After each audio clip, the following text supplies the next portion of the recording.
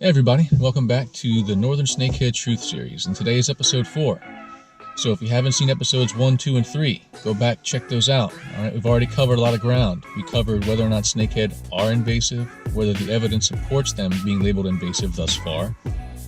We've covered the first International Snakehead Symposium and its findings, and we've covered what do snakehead eat. So there's a lot of stuff that you got to catch up on if you're just coming to the series. Now, for today's episode, we are going to cover snakehead movement, snakehead reproduction, and the preferred snakehead habitat. All right, so I'll stop the intro right there. Let's get straight to the interview with Mr. John Odenkirk. A question for you here, like from a fisherman's perspective, like I've never had a fish be more trouble in the kayak once I get him out of the water than snakehead. Oh.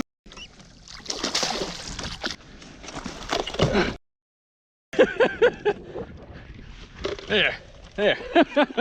Take that. And I don't know if I'm imagining it or not, but it seems like once they're out of the water, they take stock of their surroundings and they'll actually plot an escape route. Maybe I'm crazy. No, you're not. Right. They seem like highly intelligent fish relative to some of the species I've caught. I can't vouch for any level of intelligence based on any sort of study or brain sizes or theory or whatever. Yep. I don't know. That could be true, but I don't know. It's a long shot. But for whatever reason, they're really good. They're good migrants. Their leaping abilities are amazing. I love it. Well, whether you're not there on the end of a line or just in a live well. I mean, we learned that early on. You can't keep them in a tank. They'll come right out. They're like finger mullet, coming out of when you're trying to keep them in your bait bucket. I guess they remind me of like arapaima. If you ever seen them jumping like down in the Amazon, right? It's completely airborne and just. So we were, before our first telemetry study, we were holding some in a tank in our garage at the office, and there was one opening in the corner of the tank where we had the inflow coming in, and I mean literally the tank's like the size of a pool table, 8 feet big, and the whole thing's closed except for one little corner. We came in the second morning, and I think 8 out of 10 snakeheads had jumped straight out of that little corner and were laying in the garage floor. I mean, each one of them, they must have just been single file. Oh, here it is, we found it. Boom, out, boom, out, boom, out. I mean, how they figure that out with those beady little eyes and know where to jump. I know. You would think that their eyesight is not that great, but you're right. They're hard fish to hold just because of their body form, and they're slimy. Which is the adaptation to desiccation when they're out of water. Explosively powerful. So yeah, they're very hard fish to deal with in a kayak. I love it though. Yeah. Oh man, do I love it. Here's one I want to touch on because in the last interview you did, or last interview that I saw, put it that way. Yeah. There was still a lot of confusion, a lot of unanswered questions around how snakehead spawn. Because you can find snakehead on fry balls on different periods throughout the year. Anywhere from 4 to 5 times a year I'll go out and I'll see fry balls. However, there was a question, and I think this goes to a lot of guys who love to harvest these fish to no end. And their basic rationale is that they're prolific breeders. Right. But the question was, is every fish, like is each female actually breeding 5 times a year? Or is it just that maybe some fish are breeding at some periods of the year and that's what's causing all these fry balls throughout the year? Yeah, I think it's more the second one. And our best guess is now, based on looking at the historical literature from Asia and from our own personal observations, primarily we do something called the Gonads Somatic Index, which is just simply a ratio of how heavy the egg mass is compared to the body weight of the whole fish. And obviously, as the fish gets closer to spawning, that ratio goes up because the ovaries are larger. And based on those curves through, starting in April through about September, you see 2 peaks. And now we're fairly certain that in some cases, at least, most of these fish are spawning twice a year. Okay. We see a peak in early June and then a secondary peak lower in like mid to late August. But we don't know. That's one of the biggest unknowns for me right now. And when we had a study set up to look at that, and the funding didn't come through. But if anybody's looking to fund a study at a university, that would be a really good one to start with. Yeah, and crowdfund it. Get all the snakehead fishermen together and crowdfund it. And again, the whole the variable recruitment thing does play into this as well. And Mike Hoff and I just co-authored a paper at the symposium that looked at what variables are driving snakehead recruitment. And the one thing that he figured out, in addition to stock size, which is kind of common sense, the more adults you have, up to a certain point though, you get too many, that's not a good thing, but up to a certain point, typically stock size is going to drive recruits. But there was also a negative relationship with May flow. So the higher the water was in May, the less juvenile snakeheads you had, or the lower recruitment you had. And so to me, I'm thinking, well, why is that? Well, snakeheads pretty much use hydrilla to create an opening or a nest. Some people call it a nest. It's not really a nest because they're not really building anything. They're just kind of opening a donut hole in a mat of hydrilla, and then they lay their eggs, sort of semi-buoyant eggs, in that donut hole, and then they guard them till they hatch. And so, but they need that. It seems like hydrilla is the number one. It's their favorite SAV, bar none. I think they could probably complete their life cycle without it, but they would definitely choose it every time. And they seem to prosper more when there's hydrilla. And so I think that if you have a good year for hydrilla, you have a good year for snakeheads. Well, if you have a lot of rain in May, what does that do? That pushes your SAV later in the season. So that probably reduces recruitment of snakeheads. So 2018 could have been a rough year or something. It could, and we were actually due for a rough year for a lot of things because we'd had a couple up years. Yep. Okay. Now, on the eastern shore of Maryland, one of the plants that I target, and I'm not a biologist, so I'm going to call it spatterdock and hope that I'm right. But some type of a emergent pad type plant. Sure, absolutely. They seem to be pretty heavy in that. Yep. I thought I've seen them before. I know I see them moving within it. Now, whether or not they're actually using it to build a nest, or like you said, just kind of carving out a space, I don't know. But it's something interesting. And so I guess down in Virginia, the hydrilla is the bigger. Well, again, there's a lot of hydrilla is a non-native. Some would say invasive SAV.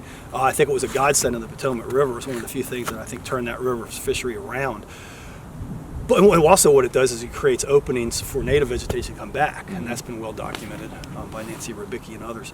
But when you look at like milfoil, I think snakeheads would prosper in almost any dense SAV. We see them in celery in the tidal Potomac, which is a native grass. Did you break down SAV for anyone who doesn't? So submersed aquatic vegetation. There's different types of aquatic vegetation, and what we see with snakeheads is they're using all of it. So you referenced, like, we don't, with the ice cover here, you see the little stick-ups just past the tree down? You ain't got to tell me. I was looking at it as soon as I got here. That's water willow. Yep. That's an emergent. So you mentioned spatterdock. Spatterdock's a very important vegetation type for snakeheads in tidal Potomac and other tidal rivers, or even non-tidal rivers. Not as much in lakes, or maybe at least not around here, but this water willow we see as an emergent. It's like a mini little cattail, and it'll grow out to about 3 feet of depth. In this lake and in other lakes like this, that's where we find the snakeheads here, because there's not a lot of SAV, because we don't want a lot of SAV because people can't fish in it and they complain about it. But we do kind of manage for this water willow. It fringes the shoreline, and it's just a wonderful habitat for bass and snakeheads and everything. But what we see is a transition. So snakeheads, they'll come out of sort of their torpor, or their semi-hibernation in March, maybe another 6 weeks or so when the water starts warming up. They're not real happy with this, but they'll survive it. Yeah. They'll come out of that, and there's not a lot of vegetation. You have the skeleton of the milfoil in the Potomac. You have the skeletons of the water willow here, and they'll orient to that, and the terrestrial flooded stuff. They'll orient to natural wood. But as soon as the spatterdock starts to come up, they're going to generally transition to that. And those pods, as they start to come up in the sort of the forest of spatterdock pods, the stalks, they'll go there.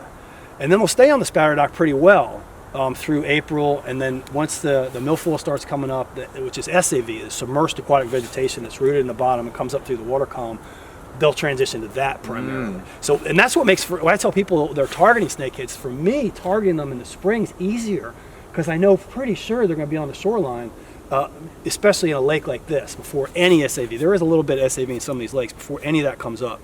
Hey everybody, hope you enjoyed part 4 of the Northern Snakehead Truth Series. We have 2 more parts to go, be coming out each Friday after this one.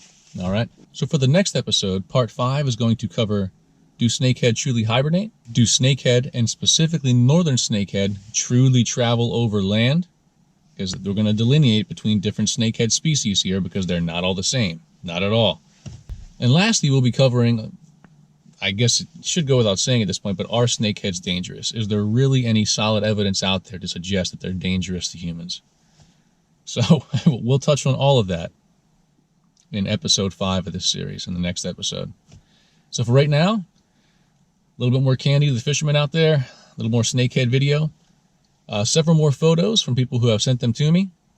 Again, if you want to send me your photos to be featured in one of these videos, again, I can't guarantee it will, but I'll try to fit them in. You can hit me up at Kambotrout on Facebook. It's probably the best way to do it. And until then, please like, share, subscribe. Like, if you want to keep this conversation going in terms of getting the word out there and what the facts are around snakehead as opposed to the media hype, please like, share, subscribe. That really helps out. And until the next episode, good luck fishing and have a good one. Oh, yeah, yeah.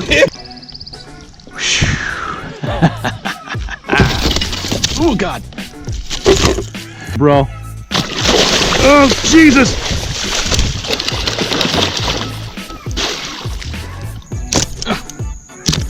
You almost got me. Bro, I can't even. Just got me. The hook's on my vest now, so it's even harder to unhook. There, goodness gracious, get out of here. Go on, get. Get some grippers in it. There she went, dude. Yeah, for real. That's a nice fish though. I have eyes on the hook. Ow. Well, good thing I put a float on there. There he goes. Jesus Christ. Oh, he wrapped my reel up. Ah! There he goes! He got all that. He got off. Nope. Nope. You gotta open up. Ow, ow, ow. Just give me the hook. There you go, there you go. Go ahead, go ahead, go ahead, go ahead. Get out. Good God. Ah, ah, ah.